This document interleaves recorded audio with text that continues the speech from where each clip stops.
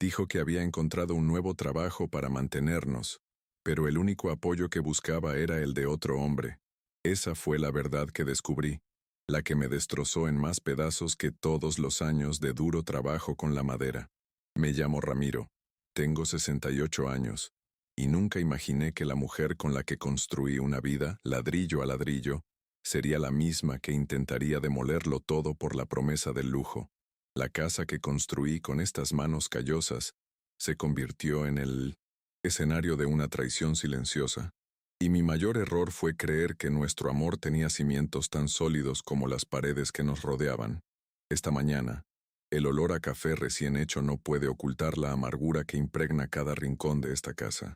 La decisión de fingir que la venta de mi taller había dado pocos resultados fue una prueba, lo admito, una prueba insensata, nacida de una inseguridad que nunca sentí mientras el polvo de cedro cubría mi ropa. Quería comprobar si el amor de Elena por mí era independiente de mi rol como proveedor. Quería que me viera a mí, Ramiro, el hombre, no al carpintero que nunca fallaba. Le di la noticia con el corazón en la boca, esperando un «No te preocupes, cariño, saldremos de esto juntos». En cambio, recibí un silencio gélido, una mirada que medía mi recién disminuido valor. Su silencio fue la primera grieta en el tejido de nuestra vida, una grieta que ingenuamente creí poder remendar.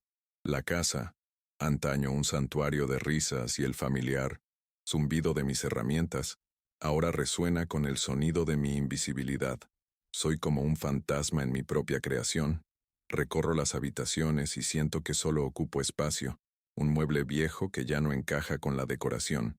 Elena se mueve a mi alrededor con fría eficiencia, gritando con sus acciones lo que sus labios no dicen. Ya no sirves. El dinero de la venta, una suma considerable que nos habría asegurado la comodidad para el resto de nuestras vidas, está a salvo en el banco, un secreto que se ha convertido en una carga para mí. Lo guardé como una sorpresa, soñando con un viaje, una renovación, una vida tranquila. Ahora, lo siento como un tesoro maldito. La ironía es dolorosa.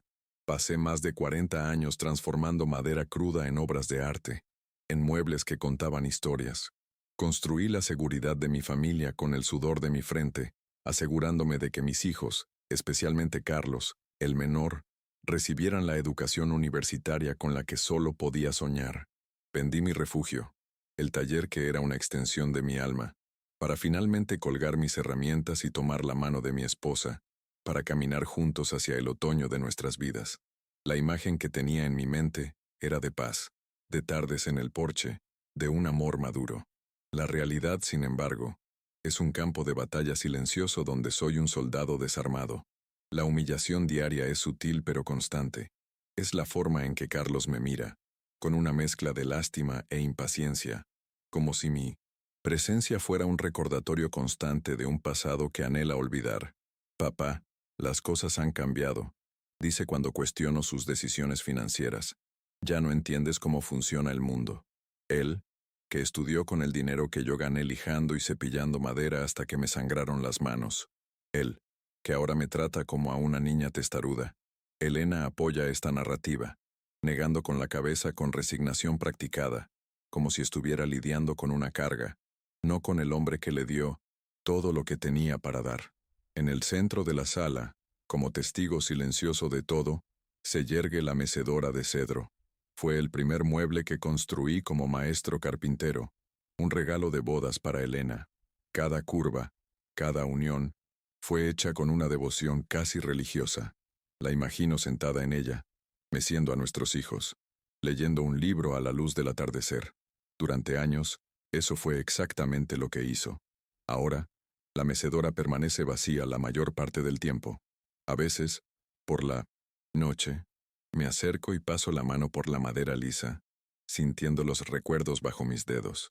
Es como hablar con un viejo amigo, el único que aún recuerda las promesas que nos hicimos. Recuerdo el día que se la regalé. Sus ojos brillaban más que cualquier barniz que pudiera aplicar. Dijo que era el mueble más hermoso que había visto en su vida, no por su perfección técnica, sino porque sentía mi amor en cada fibra de su madera.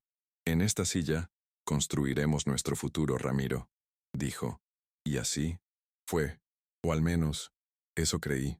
Hoy cuando miro la silla, veo el símbolo de un contrato que solo uno de nosotros ha seguido honrando. Representa los cimientos de nuestra familia, pero ahora siento que esos cimientos se construyeron sobre arenas movedizas, y la ola de la avaricia crece rápidamente. Carlos, mi hijo menor, se ha convertido en el portavoz del resentimiento de su madre. Me visita con frecuencia, no para ver cómo estoy, sino para revisar las finanzas, para reforzar la narrativa de nuestra supuesta pobreza. Papá, tienes que entender, mamá no está acostumbrada a esta limitación, me dijo la semana pasada, señalando la casa como si fuera una choza. Se sacrificó mucho, merece consuelo. Sus palabras me impactaron. ¿Y mis sacrificios?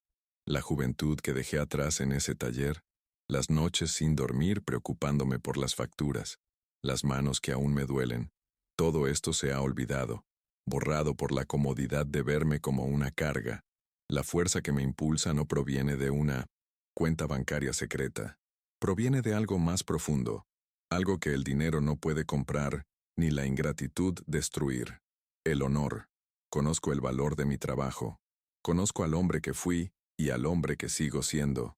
Cada viga de esta casa, cada silla y mesa que salió de mi taller, es testimonio de una vida de integridad. Pueden intentar hacerme sentir pequeño, invisible, pero no pueden borrar la verdad grabada en la madera y el ladrillo. Esta certeza es mi escudo, mi armadura contra las miradas, de lástima y las palabras condescendientes. Es lo último que me queda. Recuerdo vívidamente el día que vendí mi único auto, una vieja camioneta que era mi herramienta de trabajo y mi orgullo, para pagar el último año de universidad de Carlos. Estaba a punto de abandonar la universidad, diciendo que era demasiado caro. Elena lloró, diciendo que su futuro estaba en juego. No lo dudé. A la mañana siguiente, un hombre vino y se llevó mi camioneta. Le di el dinero a Carlos y le dije, ahora ve y termina lo que empezaste. Haz que valga la pena. Hoy conduce un auto extranjero, financiado con innumerables cuotas, y me dice que no entiendo de finanzas. El contraste entre estas dos imágenes es una herida que se resiste a sanar. Hace 2 semanas, todo empezó a cambiar drásticamente. Elena, tras semanas de quejas y suspiros dramáticos sobre nuestra situación económica, anunció con un brillo extraño en los ojos que había conseguido un trabajo. Es para ayudar, Ramiro, dijo, evitando mi mirada. Cuidaré de un viudo adinerado en un barrio exclusivo. El sueldo es excelente. Algo en su forma de decirlo, su prisa por dar detalles que no le había pedido, me hizo saltar las alarmas. No era que quisiera trabajar, sino la naturaleza del trabajo, los horarios irregulares, las noches largas. Parecía un guión mal escrito, y me estaban asignando el papel de marido ingenuo. La desconfianza se instaló en mi corazón como termitas en la madera. La vi arreglarse, usando perfumes guardados, durante años con ropa que no había visto desde bodas y bautizos. Salía a toda prisa, con el móvil en la mano, y regresaba tarde por la noche, agotada, pero con una energía que hacía tiempo que no veía en ella. Cuando le preguntaba cómo había ido el día, sus respuestas eran vagas. Ah, lo de siempre. Necesitas mucha atención. Pero sus ojos contaban una historia diferente, una historia de secretos, y una vida paralela que estaba construyendo lejos de mí, lejos del hogar que yo construí para nosotras. Elena siempre había tenido un miedo profundo a la pobreza. Creció en la miseria, y yo pasé toda nuestra vida asegurándome de que nunca volviera a sentir esa inseguridad. Ahora, mi jubilación y nuestra supuesta falta de dinero reavivaron ese viejo miedo. Para ella, mi decisión de dejar de trabajar no fue un merecido descanso, sino un acto de rendición, un abandono de mi deber de protegerla. Se sentía atrapada por el hombre que, a sus ojos, se había convertido en un peso muerto. El resentimiento era un veneno que bebía a diario, y me culpaba por completo, sin saber que el antídoto estaba guardado en un banco, esperando su lealtad. La gota que colmó el vaso llegó el martes pasado. Elena dijo que tendría que trabajar hasta tarde, que el hijo de su jefe vendría de visita y que necesitaba asegurarse de que todo saliera perfecto. La mentira era tan elaborada, tan detallada, que casi me la creí. Pero el instinto, esa voz sabia que nos acompaña toda la vida, me dijo que no. Con el corazón apesadumbrado, paré un taxi y le di al conductor la dirección que le había oído mencionar por teléfono el día anterior. Necesitaba verlo con mis propios ojos, aunque sabía que verla podría destruirme. Necesitaba saber la verdad, por muy fea que fuera. El barrio era opulento y sobrenatural. Mansiones tras altas verjas, calles arboladas, y un silencio que solo se puede comprar con dinero. Me sentí como un intruso, un hombre sencillo de un barrio obrero invadiendo territorio prohibido. Le pedí al taxista que me dejara en una esquina, y caminé el resto del camino. El sonido de mis pasos resonaba con el latido ansioso de mi corazón. Encontré la dirección. No era una residencia privada, sino la entrada de un restaurante francés. Uno de esos lugares donde los precios en la carta parecen números de teléfono. Y allí fue donde la vi. Antes de continuar con esta historia, por favor, dale a me gusta. Suscríbete al canal y comenta desde dónde la ves. Tu apoyo es muy importante para mí, ya que me da la fuerza para compartir el difícil camino que he atravesado. Me encantaría saber en qué parte del mundo se escucha mi historia y a qué hora es. Esto me ayuda a sentirme menos sola en esta batalla. Saber que hay gente de buen corazón escuchando me da el valor para revelar los siguientes pasos que debo dar. No cuidaba de una persona mayor. Estaba sentada en una mesa cerca de la ventana, riendo como no la había visto reír en años, y frente a ella, sosteniéndole la mano por encima del mantel blanco, estaba un hombre elegante de cabello canoso y traje caro. Lo reconocí al instante. Ricardo, un antiguo novio de su juventud. Un hombre que siempre había representado todo lo que yo no era. Rico, sofisticado, de familia tradicional. Supe que había enviudado recientemente y había regresado a Puebla. Y allí estaba, ocupando mi lugar, invitándole a mi esposa a las cenas que soñaba con preparar con el dinero que ella desconocía que teníamos. Me quedé al otro lado de la calle, oculto, por la sombra de un árbol, observando cómo se desarrollaba la escena como una película muda. No necesitaba oír las palabras. Su lenguaje corporal lo decía todo. La intimidad, las sonrisas cómplices, la forma en que le tocó el brazo. Cada gesto era como un puñal en mi corazón. Ella lo miró con la misma admiración que una vez sintió por mí, cuando era joven y fuerte, capaz de levantar una viga de madera sin ayuda de nadie. Ahora, esa mirada era para un hombre que podía ofrecerle un mundo que yo, supuestamente, ya no podía. La traición no fue solo física o emocional, fue una traición a toda nuestra historia. La humillación me consumía. Cada sacrificio, cada gota de sudor, cada noche de insomnio, todo se redujo a nada en ese instante. Mi valor como esposo, como hombre, se medía en la balanza de la conveniencia financiera, y yo estaba perdiendo. El hombre que construyó una casa con sus propias manos estaba siendo reemplazado por uno que simplemente podía comprarla. Sentí un escalofrío que no provenía del viento nocturno, sino de lo más profundo de mi alma. Era el escalofrío de la soledad, de darme cuenta de que la persona que más amaba en el mundo era un extraño que vendió 40 años de historia por un plato de comida cara. El camino a casa fue una neblina de dolor y rabia. No lloré. Las lágrimas parecían un lujo que no podía permitirme. En cambio, una claridad fría y penetrante me invadió. El dolor del descubrimiento dio paso a una determinación gélida. El hombre, invisible, el viejo mueble, había desaparecido. En su lugar estaba el constructor, el maestro carpintero que sabía que cuando una estructura está podrida, no tiene sentido intentar remendarla. Hay que derribarla y empezar de cero, sobre una base sólida. Y sabía exactamente qué pieza sería la primera en caer. Cuando Elena llegó a casa esa noche, tarareando suavemente, con las mejillas sonrojadas y los ojos brillantes, no dije ni una palabra. Solo la observé, viéndola no como mi esposa, sino como la artífice de mi dolor. Me contó más mentiras sobre el viejo cansado y lo difícil que había sido su día. Asentí, el silencio como única respuesta. No notó la tormenta que se avecinaba tras mi calma. Para ella, yo seguía siendo el mismo Ramiro de siempre, el hombre pasivo y resignado. No tenía ni idea de que estaba mirando a un hombre que ya había tomado una decisión irrevocable. Esa noche no pude dormir. Sentada en la oscuridad de la sala, contemplaba la mecedora de cedro. Ya no era un símbolo de amor y promesas. Se había convertido en un monumento a la mentira, un trono para una reina que había traicionado a su rey y a su reino. La madera, que antes se sentía cálida y viva, ahora se sentía fría y muerta. Sabía lo que tenía que hacer, no por venganza, sino por justicia, por respeto a mí misma y al apasionado joven carpintero que la construyó con tantos sueños en su corazón. La noche fue larga, pero mi determinación se fortalecía con cada hora que pasaba. Al día siguiente, esperé a que se fuera a su trabajo. El sonido de la puerta al cerrarse fue como el pistoletazo de salida a mi nueva vida. Ya no había vacilaciones, ni dolor, solo un propósito claro y definido. Caminé hacia la sala, eché un último vistazo a la mecedora, y con una fuerza que creía haber perdido, la levanté.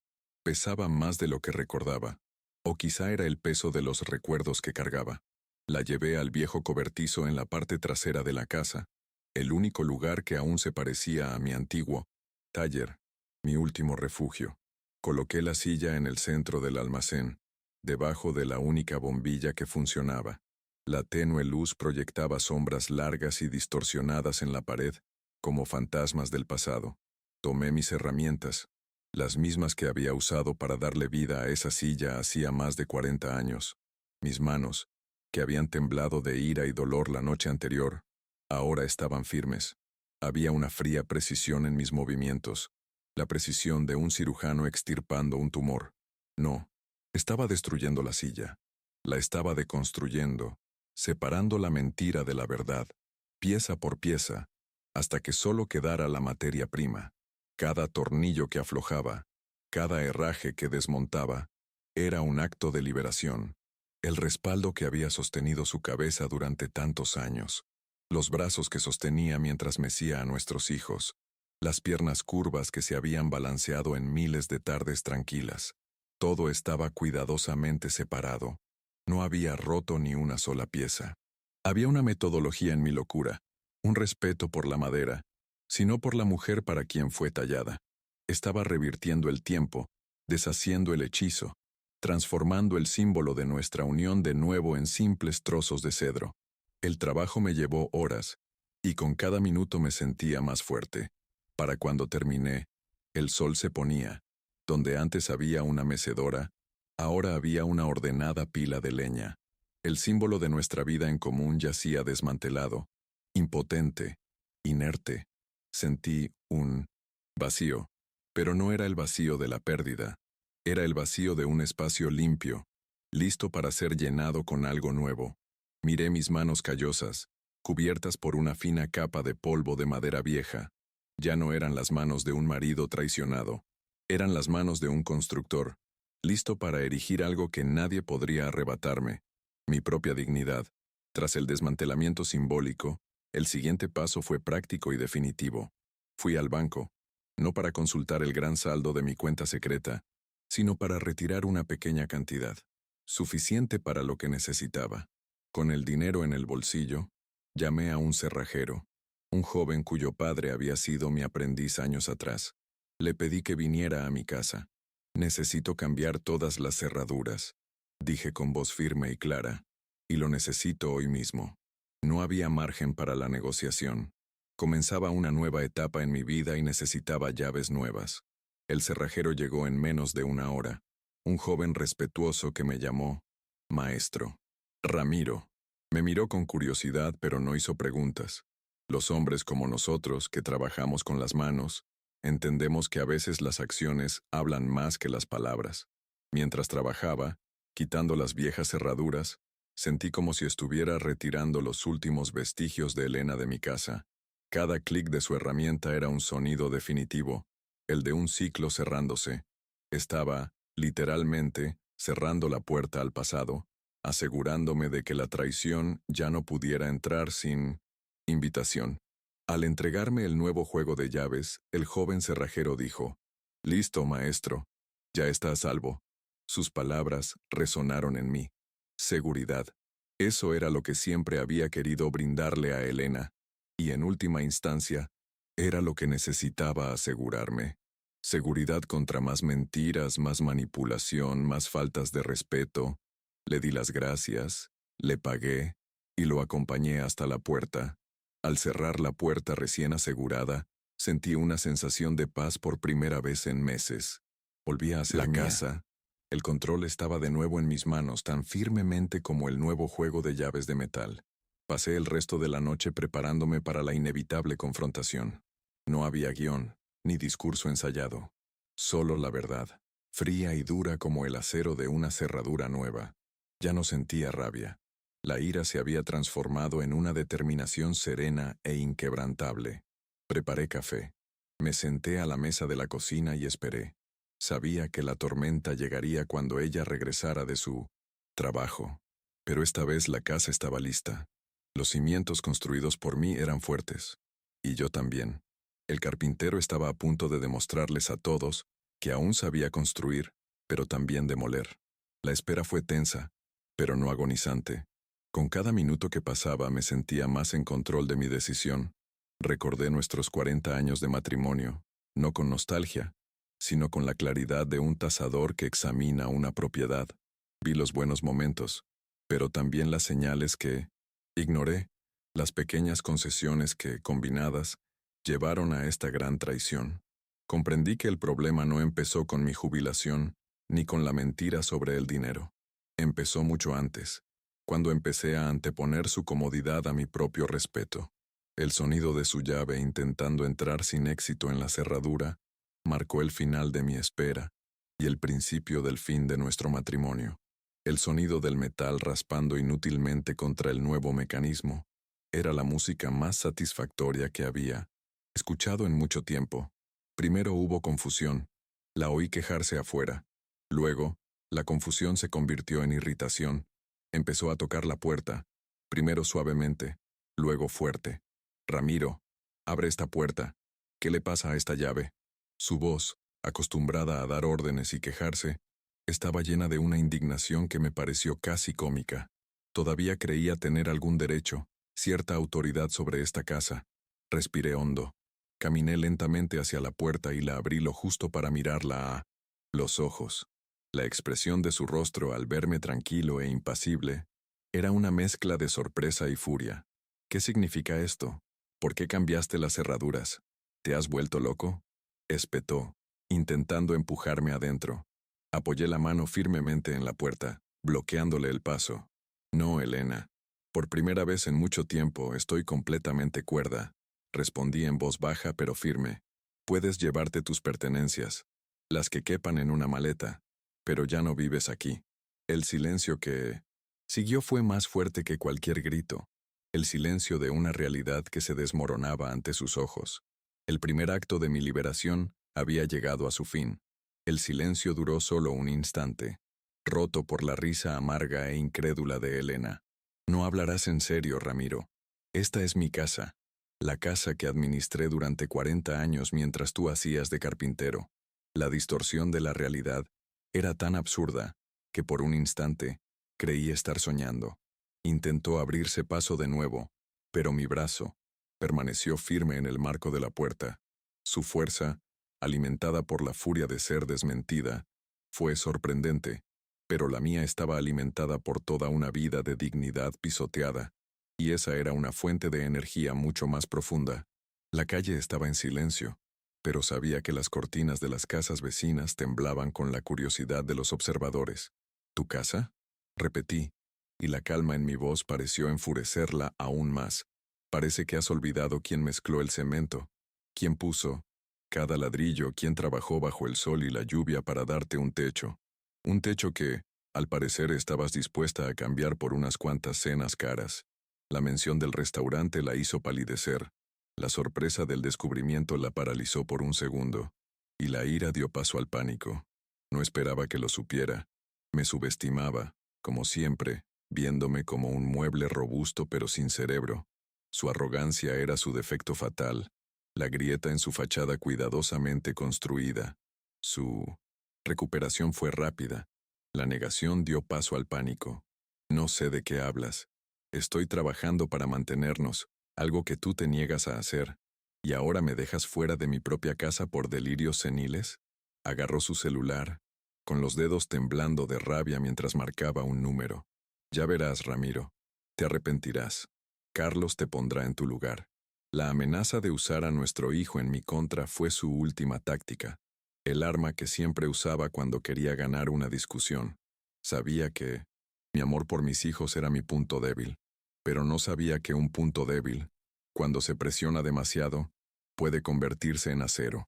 Mientras hablaba por teléfono, con la voz alta y llena de victimismo practicado, guardé silencio. La observé tejer su red de mentiras a nuestro hijo.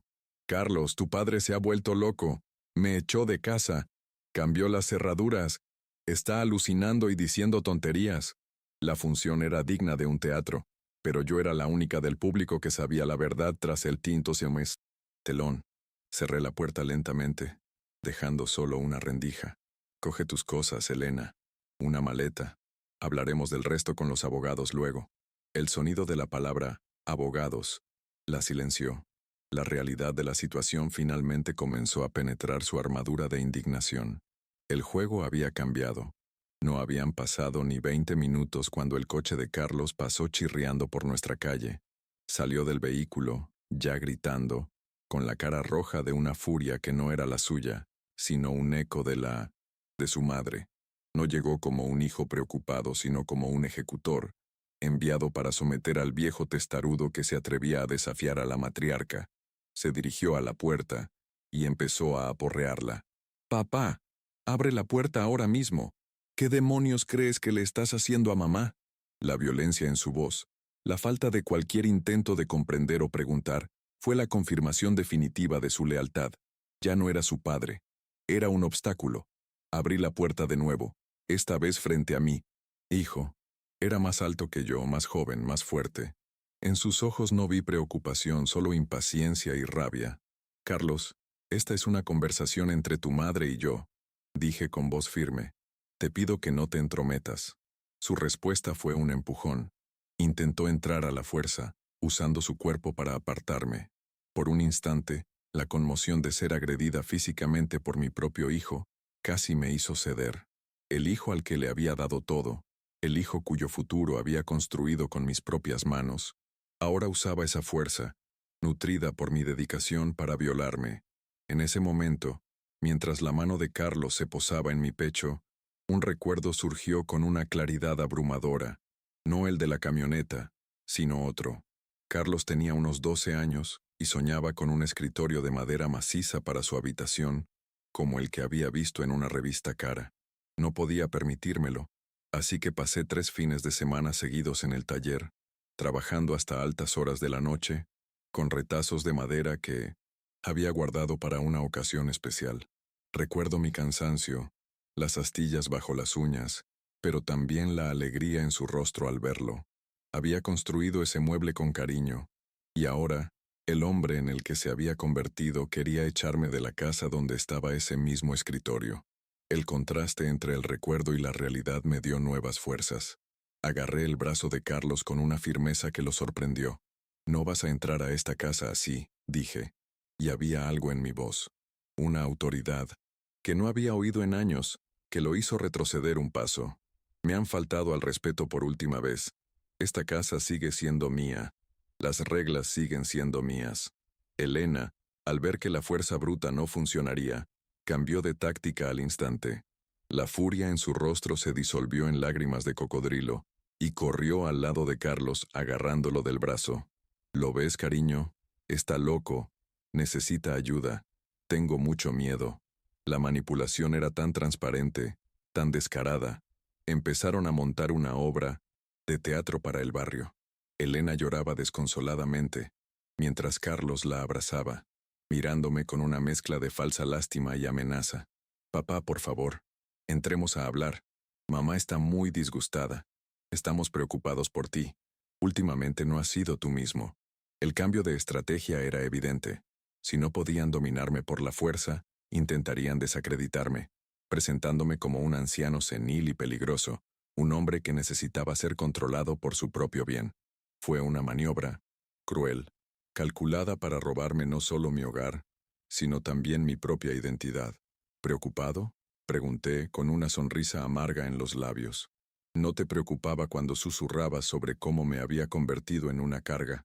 No te preocupaba cuando ignorabas cada palabra mía. Tu preocupación solo aparece cuando tu comodidad se ve amenazada. Mis palabras me impactaron.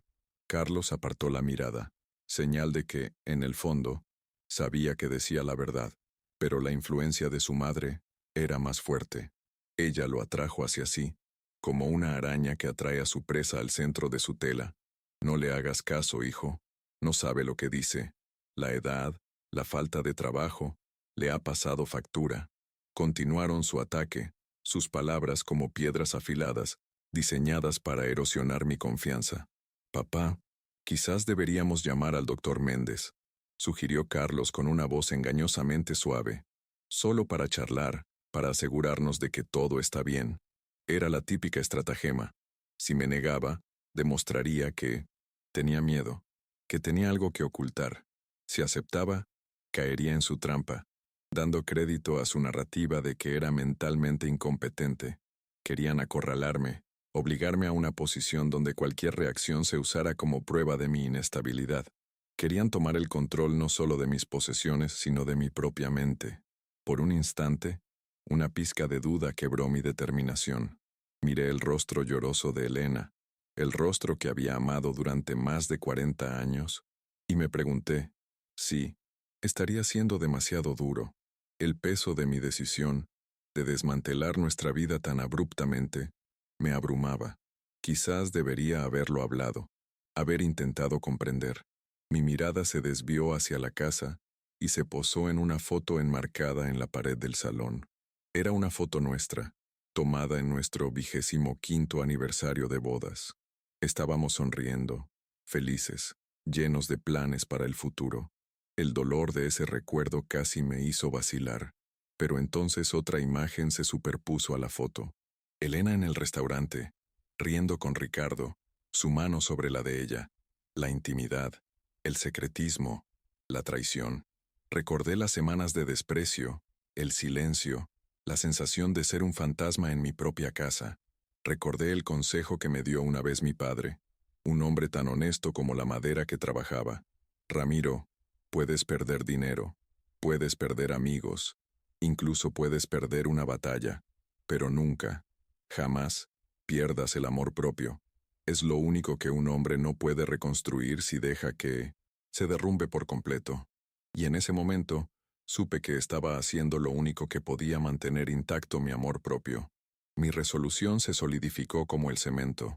No habrá ningún doctor Méndez, declaré, con una firmeza que lo silenció. La única enfermedad en esta familia es la avaricia y la deslealtad, y para eso no hay cura médica. Cerré la puerta, dejándolos afuera con sus manipulaciones. Los golpes comenzaron de nuevo, esta vez con más desesperación, pero me di la vuelta y caminé hacia el centro de mi casa. Estaba sola, asediada, pero por primera vez en mucho tiempo no me sentía débil. Tenía el control, defendiendo el último bastión de mi dignidad, mi hogar. Si crees que la fe y la dignidad son los pilares que sustentan al ser humano, y amas a Jesús y los valores de la verdad y la justicia, te pido que te suscribas a nuestro canal. Tu suscripción me ayuda a seguir compartiendo historias que, como la mía, demuestran que incluso en las pruebas más difíciles, la fuerza interior y la fe nos dan el poder de luchar por lo que es correcto. No te pierdas las próximas revelaciones, porque la batalla acaba de comenzar, y la justicia divina, aunque a veces tarde, nunca deja de manifestarse. Desde la ventana de la cocina, que daba a la calle lateral, vi a mi vecina, Sofía, una viuda de unos 70 años que vivía sola desde la muerte de su marido. Estaba en su jardín, fingiendo cuidar sus rosas, pero sabía que lo había visto y oído todo. Nuestras miradas se cruzaron un instante. No me miró con lástima ni curiosidad morbosa. En cambio, me dedicó un lento y deliberado asentimiento, un gesto de silenciosa solidaridad. En sus ojos, Vi la comprensión de una mujer que había visto suficiente vida para distinguir la verdad de la simulación. Ese pequeño gesto fue como un vaso de agua en el desierto, un recordatorio de que no estaba completamente sola en el mundo. Afuera, los gritos cesaron. El silencio era casi más ominoso. Sabía que no se habían rendido, solo estaban reagrupando, planeando su siguiente movimiento. Tomé el teléfono de Elena, que había dejado en la mesa de la cocina con las prisas por irse a su reunión, y oí el sonido de los mensajes entrantes. Eran de Carlos. Mamá, es inútil. No cederá. Tengo una idea. Llamemos a la tía Marta y al tío Jorge. Contémosles nuestra versión de los hechos. Si toda la familia está en su contra, no tendrá otra opción. La frialdad del plan me dio escalofríos. Iban a poner a mi propia familia en mi contra, usando la mentira como arma principal. Su estrategia era diabólica en su simplicidad. Me aislarían, me pintarían como el villano, el viejo loco que, en un ataque de celos y senilidad, se había vuelto abusivo con su pobre y devota esposa. Podía imaginar las conversaciones, la voz llorosa de Elena, la indignación contenida de Carlos. Contarían historias distorsionadas, medias verdades más venenosas que las mentiras descaradas. Apelarían a la emoción, al miedo a la vejez y a la enfermedad mental, y la familia, sin escuchar mi versión, probablemente la creería. Después de todo, su historia era más fácil de digerir que la compleja verdad de la traición. El teléfono de casa empezó a sonar. Primero, era mi hermana, Marta. No contesté. Sabía que estaría llorando, acusándome, rogándome que entendiera. Luego, su esposo, Jorge, un hombre que siempre me había envidiado en secreto. Probablemente se deleitaba con mi caída. Cada timbre era como un cañonazo en una batalla naval. Cada llamada sin respuesta. Un barco enemigo que se acercaba. Estaban asediando, no mi casa, sino mi reputación, mi cordura, mi lugar en la familia que ayudé a construir. Me sentí como un rey en su castillo, con los puentes levadizos levantados y las puertas cerradas, mientras un ejército se reunía afuera. La diferencia era que el ejército estaba formado por rostros familiares, personas con quienes había compartido cenas de Navidad, celebrado nacimientos y llorado en funerales. El dolor de esta traición colectiva era más profundo que el de Elena sola. No solo me estaba abandonando, intentaba borrar mi historia, reescribirla para que ella y Carlos emergieran como héroes que intentaran salvar a un anciano patético de sí mismo. La crueldad del plan era sobrecogedora. Sabía que necesitaba un plan propio. La calma y la firmeza me habían ayudado a ganar la primera escaramuza, pero la guerra sería larga y sucia. Tenían la opinión pública de la familia de su lado. Yo solo tenía la verdad. Y la verdad, sin pruebas, suele ser un arma inútil. Fui a mi pequeña oficina, la habitación donde solía dibujar mis planos de carpintería, y me senté. Necesitaba pensar, no como un marido herido, sino como un estratega. Estaban atacando mi mente, así que necesitaba usarla para defenderme. Y mi mente, contrariamente a lo que pensaban, estaba más aguda que nunca. Mi primer pensamiento fue llamar a mi hijo mayor, Miguel. Vivía en otra ciudad. Era más considerado que Carlos, más parecido a mí. Pero dudé. Involucrarlo significaría dividir a la familia irrevocablemente, obligándolo a elegir bando. ¿Y si Elena y Carlos ya lo habían contactado? ¿Y si su historia ya lo había envenenado? La duda me paralizó por un momento. El aislamiento que estaban construyendo a mi alrededor estaba surtiendo efecto. Empezaba a sentir como sus muros se cerraban, la sensación de que quizá nadie me creería, el viejo carpintero que había perdido la cabeza. La dramática ironía de la situación era casi insoportable. Luchaban con uñas y dientes por el control de una modesta casa y los escasos bienes de un jubilado, sin saber que el verdadero premio, el dinero que podría cambiarles la vida, estaba completamente fuera de su alcance, protegido por contraseñas y documentos que solo yo conocía. Jugaban al ajedrez, creyendo que estaban a punto de dar jaque mate, sin saber que yo estaba jugando a una partida completamente diferente, una en la que su rey ya había sido capturado antes de que la partida siquiera comenzara. Esta era mi ventaja, mi secreto, mi arma definitiva. Cayó la noche, y la casa se sumió en un pesado silencio. El teléfono dejó de sonar. La calma antes de la tormenta. Sabía que no permanecerían en silencio mucho tiempo. Preparé una cena sencilla, algo que no había comido en años, ya que Elena siempre había controlado la cocina. Comer mi propia comida, en mi propia mesa, en mi propio hogar tranquilo, fue un acto de reivindicación de soberanía. Fue una pequeña declaración de independencia. Ya no era un inquilino en mi propia vida. Era el dueño, el cuidador, el guardián, y defendería mi propiedad con todas mis fuerzas. Recordé una conversación con Elena hace años. Estábamos en apuros económicos y ella estaba aterrorizada. ¿Y si lo perdemos todo, Ramiro? ¿Y si nos quedamos en la calle? La abracé y le dije, mientras nos tengamos el uno al otro y tengamos nuestra dignidad, nunca seremos pobres. Lo demás es solo ladrillos y cemento. Qué amarga ironía que hubiera olvidado por completo esas palabras. Estaba tan concentrada en los ladrillos y el cemento que estuvo dispuesta a vender al arquitecto por un precio bajo, sin darse cuenta de que, al hacerlo, se había convertido en la persona más pobre de todas, despojada de lealtad y honor. Sabía que se avecinaba el momento decisivo. No podían obligarme legalmente a irme sin pruebas de mi incapacidad, así que el siguiente paso lógico sería una emboscada emocional, un evento donde pudieran presionarme y provocarme frente a testigos, con la esperanza de que explotara de ira para demostrarles su punto. Intentarían quebrarme psicológicamente. La anticipación de lo que estaba por venir no me asustó. Al contrario, me preparó. Un carpintero sabe que antes de cortar madera, hay que medir 2 veces. Pasaría la noche evaluando a mis oponentes, anticipando sus movimientos y preparando mi respuesta. A medida que avanzaba la noche, empecé a sentir el peso de la soledad. La determinación era un buen escudo, pero no una buena manta. La casa, ahora segura, también se sentía inmensa y vacía.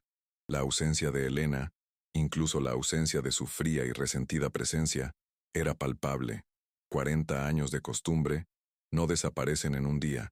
Fui a la sala y miré el espacio vacío donde solía estar la mecedora. Era un recordatorio físico de la demolición que había comenzado. La duda me acosó de nuevo. ¿Era la dignidad un justo premio de consolación por la pérdida de toda una familia? Fue en ese momento de profunda vulnerabilidad que sonó mi celular. No era un número familiar, era un número desconocido. Dudé, pero algo me dijo que contestara. La voz al otro lado era tranquila y femenina. Señor Ramiro, me llamo Lucia. Soy la hija de Sofía, su vecina. Mi madre me llamó preocupada. Me contó lo sucedido. Soy abogada especializada en derecho de familia y protección de personas mayores. Si necesita ayuda o simplemente alguien con quien hablar, estoy aquí para usted, sin compromiso. La oferta, surgida de la nada, fue como un faro en la oscuridad. La solidaridad silenciosa de Sofía se había transformado en ayuda práctica. Ya no estaba sola. La conversación con Lucia fue breve, pero me dio justo lo que necesitaba: una perspectiva legal y una estrategia. Me confirmó que no podían desalojarme de mi propiedad sin una orden judicial, lo que requeriría una evaluación médica exhaustiva. Me aconsejó no involucrarme, no responder a provocaciones y documentarlo todo. Déjelos cometer sus errores, señor Ramiro. La gente desesperada siempre comete errores. Sus palabras me llenaron de confianza. Ya no luchaba solo contra el instinto y el dolor. Ahora tenía una guía, un mapa para el peligroso territorio que me aguardaba.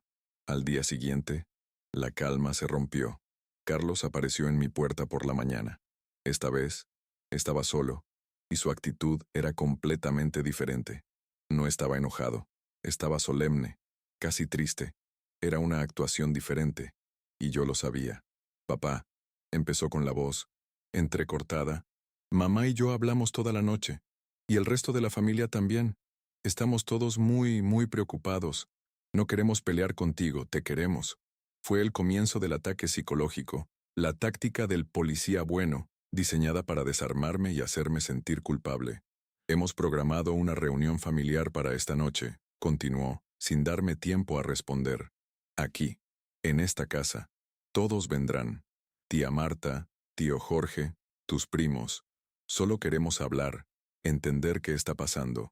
Por favor, papá, haz esto por nosotros. Hazlo por la familia. La trampa estaba preparada. Una reunión familiar forzada, en mi propia casa, donde yo sería el acusado en un juicio donde el jurado ya había decidido el veredicto. Querían usar la presión social, la fuerza de los números para aplastarme. Fue su jugada más audaz hasta la fecha. Miré a mi hijo, al hombre en el que se había convertido, y sentí una profunda tristeza. No era malvado por naturaleza, pero sí débil, fácilmente manipulable, por el miedo de su madre y su propia codicia. Estaba sacrificando a su padre en el altar de la conveniencia. ¿Y si me niego? Pregunté, aunque ya sabía la respuesta.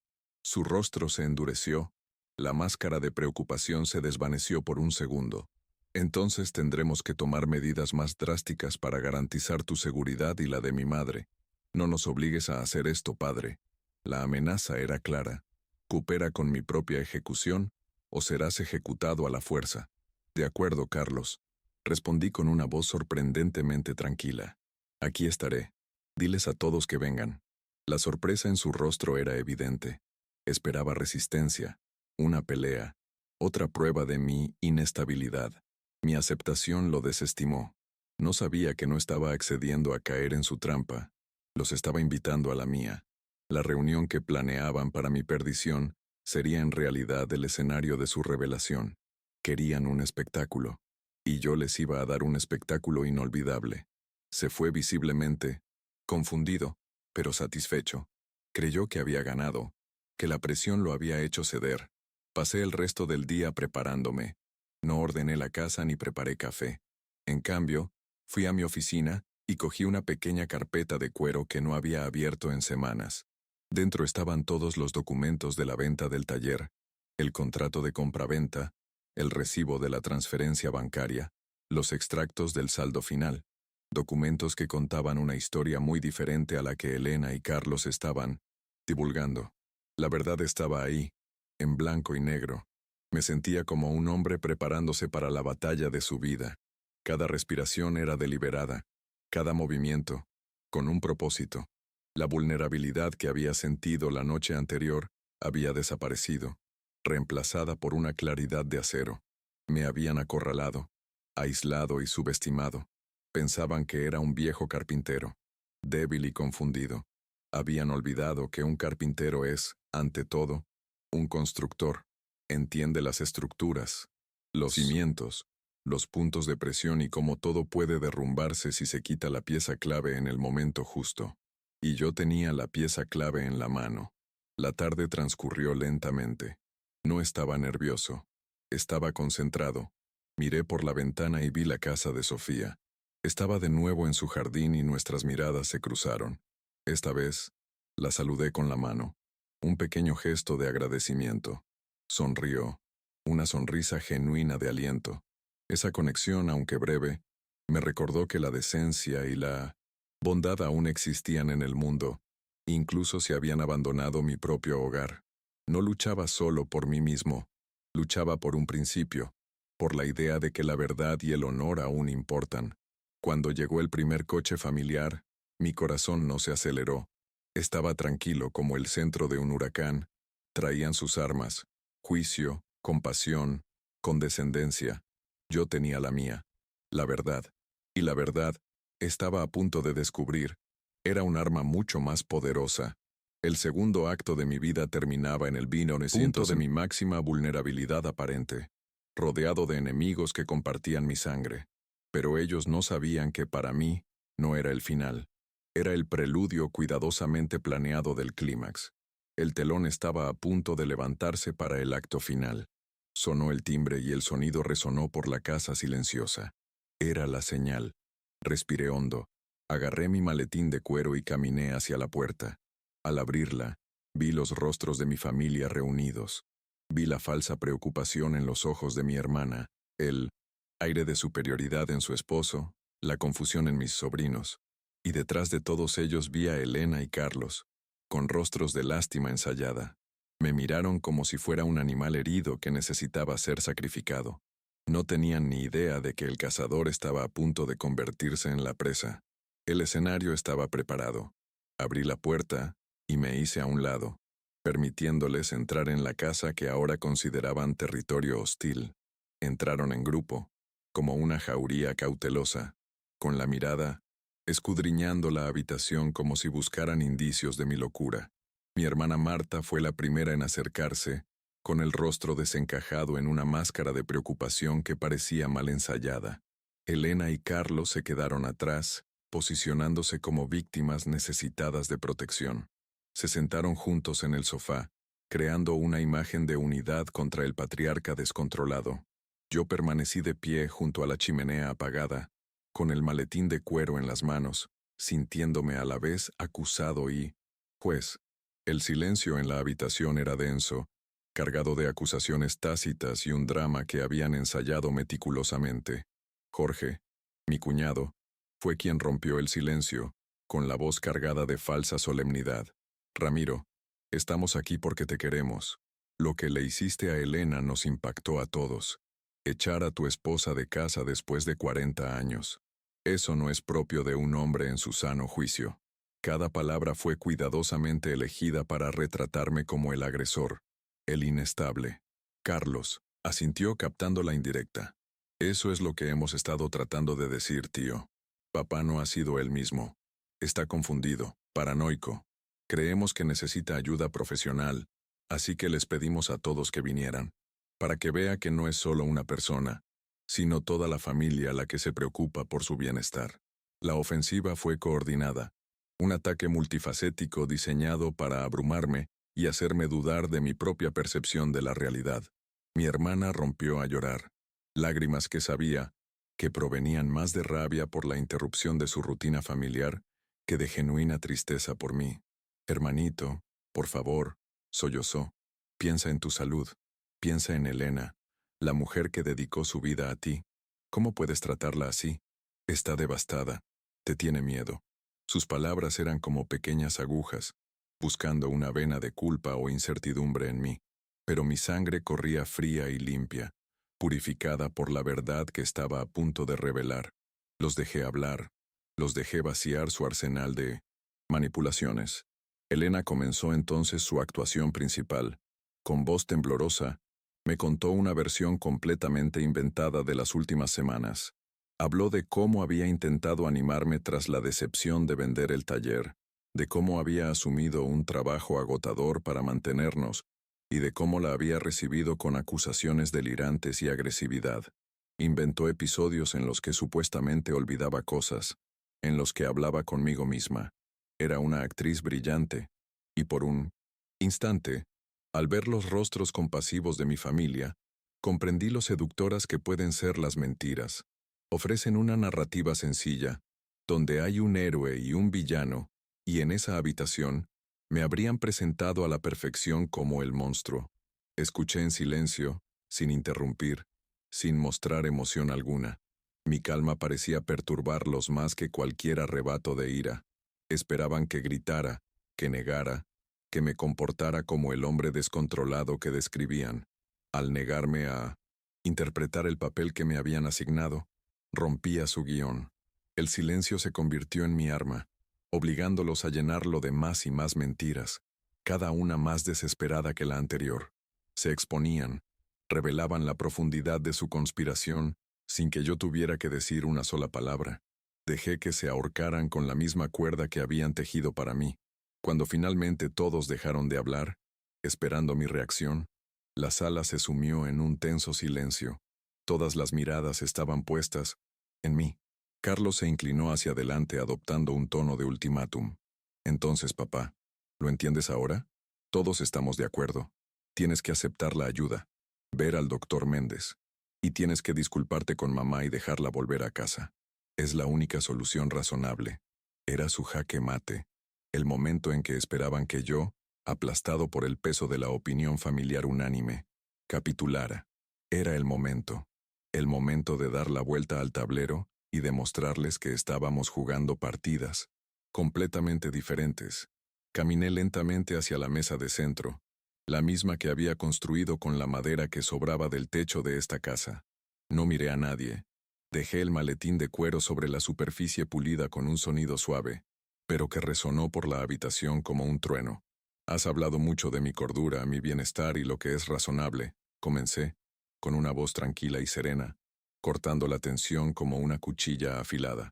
Pero olvidaste preguntar sobre lo único que realmente importa en esta habitación, la verdad. Abrí el maletín, revelando la pila de documentos que contenía. La curiosidad acalló cualquier objeción que pudieran tener. Carlos, dijiste que ya no entendía de finanzas, que la venta del taller fue una decepción. Continué tomando el primer documento. Este es el contrato de compraventa. El taller y el terreno se vendieron a un precio que nos garantizaría a tu madre y a mí una vida de absoluta comodidad, sin que ninguno de los dos tuviera que trabajar ni un solo día más. Deslicé el contrato por la mesa para que todos vieran la cifra, una cifra con tantos ceros que a varios les hizo contener la respiración. El rostro de Carlos palideció. Miró el papel como si fuera una serpiente. El primer cimiento de su mentira acababa de derrumbarse. Y Elena, continué, con la voz aún serena, pero ahora con un tono de acero. Hablaste de tu trabajo agotador, cuidando a un anciano para mantenernos. Recogí los extractos bancarios. Estos son mis extractos. El dinero de la venta está aquí, intacto. Nunca necesité tu ayuda.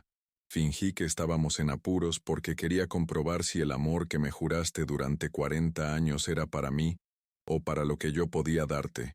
Fue una prueba, lo admito, y fallaste estrepitosamente. Coloqué los extractos encima del contrato, dejando a la vista de todos la prueba de mi solvencia y la naturaleza innecesaria de su trabajo. El silencio en la habitación se convirtió en un silencio de absoluta conmoción. Miré directamente a Elena, cuyos ojos estaban abiertos de par en par por el horror y la incredulidad. El llanto había cesado, reemplazado por la palidez de la exposición. Tu trabajo no era mantenernos, era mantener tu relación con Ricardo, tu antiguo novio. Los vi a los dos, en el restaurante caro, la noche que cambié las cerraduras. Vi su mano en la tuya. Vi las sonrisas que solías regalarme. Cada palabra era un clavo en el ataúd de su mentira. La humillación que sentí al otro lado de la calle esa noche ahora se reflejaba en su rostro, amplificada por la presencia de toda nuestra familia. No tenía a dónde huir, ninguna mentira tras la que esconderse. La sala se quedó en silencio. Nadie se atrevía a hablar. Mis familiares, que momentos antes habían sido juez y jurado, ahora miraban de Elena a Carlos y de nuevo a los papeles sobre la mesa, mientras las piezas del rompecabezas encajaban en sus mentes, formando una horrible imagen de avaricia y engaño. Su narrativa cuidadosamente construida se había derrumbado bajo el peso irrefutable de la evidencia. No habían venido para una intervención familiar. Habían venido a presenciar un golpe de Estado, y se dieron cuenta, demasiado tarde, de que estaban en el lado equivocado de la historia. La vergüenza comenzó a reemplazar la indignación en sus rostros. Fue entonces cuando me volví hacia Elena y le dije las palabras que guardaba en mi corazón, las palabras que lo resumían todo. Pasé 40 años construyendo una vida para ti, en esta casa. La demolí en 2 semanas para un hombre que te compra escenas. Resulta que mi casa tiene cimientos sólidos. Tu nueva vida, parece que no. La metáfora, el lenguaje de un constructor, era la única que podía usar para expresar la profundidad de mi dolor y mi determinación. La casa, mi trabajo, mi legado, eran sólidos. Su vida, construida sobre mentiras y oportunismo, era una estructura frágil, destinada a derrumbarse con el primer aliento de verdad. Entonces me volví hacia Carlos. Y tú, hijo mío, tú a quien le vendí mi camioneta para que pudieras obtener un diploma, tú que me acusaste de no entender el mundo moderno, te aliaste con tu madre en esta farsa, dispuesto a declarar loco a tu propio padre para controlar un dinero que ni siquiera sabías que existía. Espero que el consuelo que buscas con tanta desesperación valga el precio de vender tu alma y a tu padre. No había ira en mi voz, solo una profunda tristeza y una firme determinación. El vínculo entre nosotros, ya frágil, se rompió para siempre. Bajó la cabeza, incapaz de sostener mi mirada. Anuncié mis condiciones con voz clara y firme, como si dictara los términos de un contrato comercial. Ya he consultado con un abogado. Elena, recibirás exactamente lo que dicta la ley como parte de nuestro divorcio. Ni un céntimo más, ni un céntimo menos. Tendrás una semana para retirar tus pertenencias, bajo supervisión. Después de eso, no quiero volver a verte. En cuanto a los demás, dije, mirando a mi hermana y a mi cuñado, espero que hayan disfrutado del espectáculo. La puerta por la que entraron es la misma por la que pueden salir. La autoridad en mi voz era incuestionable. Ya no era la víctima, era el dueño de mi hogar y de mi vida. El éxodo fue rápido y silencioso. Mis parientes se levantaron torpemente, evitando mi mirada y la de Elena. Murmuraron excusas endebles y se fueron uno a uno, con la vergüenza evidente en cada paso apresurado. Llegaron como un ejército unido y se marcharon como desertores dispersos. Su alianza, construida sobre la arena de las mentiras de Elena, se desmoronó. Al final, solo 3 personas permanecieron en la habitación. Yo, de pie y con el control, y Elena y Carlos, sentados en el sofá, aislados en su propia codicia, ahora expuesta. Su derrota fue total y absoluta. No tenían poder, ni narrativas, ni aliados. Elena finalmente se levantó. Su rostro era una máscara inexpresiva de derrota. No había lágrimas, ni disculpas, ni ira. Solo vacío. Última vez, me miró y en sus ojos no vi remordimiento. Solo la fría determinación de un jugador que ha perdido la última partida. Se giró y caminó hacia la puerta. Carlos la siguió. El espectro silencioso de su hijo. Se detuvo un momento, con la mano en el pomo, y me miró. Había un sinfín de cosas sin decir entre nosotros, toda una vida de recuerdos ahora empañados. Pero no dijo nada. Simplemente abrió la puerta y salió, cerrándola suavemente tras él. El clic de la puerta al cerrarse fue el último, sonido que jamás había escuchado. El silencio que siguió no fue pesado ni tenso. Era ligero, limpio, el silencio de un espacio purificado. Recorrí la habitación, mi hogar, y sentí el aire más fresco, las paredes más sólidas. La batalla había terminado. Había perdido a mi esposa y a mi hijo, pero había recuperado algo infinitamente más preciado, a mí mismo. El dolor estaba ahí, una pena sorda en lo profundo de mi corazón, pero por primera vez en mucho tiempo, se vio eclipsado por una abrumadora sensación de paz. La dignidad no era un premio de consolación, era la victoria misma. Las semanas siguientes estuvieron llenas de una calma sanadora. La abogada, Lucia, se encargó de todos los trámites legales con serena eficiencia. Elena empacó sus cosas un día que no estaba en casa, dejando la casa extrañamente vacía, pero también extrañamente iluminada. Poco a poco, comencé a llenar los espacios. Reorganicé los muebles. Compré plantas nuevas. Empecé a cocinar para mí, redescubriendo sabores sencillos. Cada pequeña acción fue un pilar en la reconstrucción de mi vida. Una vida que ahora sería diseñada y construida exclusivamente por mí y para mí. Un día, sintiéndome más fuerte, bajé al cobertizo. Las piezas desmontadas de la mecedora de cedro seguían allí, sobre el banco de trabajo, cubiertas por una fina capa de polvo. Ya no eran un símbolo de traición, eran solo madera, una materia prima llena de potencial. Tomé una de las piezas curvas, el viejo brazo de la silla, y sentí la textura familiar bajo mis dedos. Los recuerdos ya no me dolían. Simplemente eran parte de la historia de la madera, no de mi futuro. Encendí la vieja lijadora, y el zumbido familiar llenó el cobertizo, un sonido que para mí siempre había significado creación y propósito. No empecé a intentar reconstruir la vieja silla. Eso habría sido imposible, inútil. En cambio, comencé a lijar la pieza, quitando el barniz viejo, alisando los bordes, preparándola para una nueva forma, un nuevo propósito. Aún no sabía qué sería. Tal vez una pequeña escultura, tal vez parte de una mesa nueva. Lo que importaba no era el resultado final, sino el acto de empezar de cero, de transformar los restos de un pasado roto en algo hermoso y útil para el futuro. El carpintero había vuelto al trabajo.